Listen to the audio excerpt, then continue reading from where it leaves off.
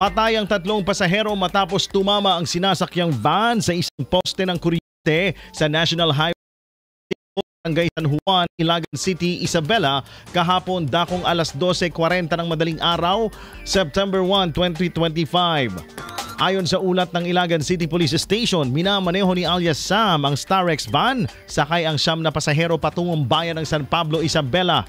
Lumalabas din sa inisyal na investigasyon na nakaidlip ang driver ng van nang makarating sa pinangyarihan ng insidente. Napag-alaman din na natanggal ang isang gulong ng sasakyan dahilan upang lalong mawalan ng kontrol ang driver at tumama sa konkretong poste ng kuryente.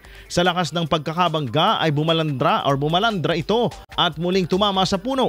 Dahil dito nawalan ito ng control at tumama sa konkretong poste ng kuryente. Sa lakas ng pagkakabangga ay bumalandra ito at muling tumama sa puno. Nagresulta sa pagkasawi ng 3 katao ang insidente habang ang driver at iba pang natitirang pasahero ay kasalukuyang naka-confine sa ospital. IFM News.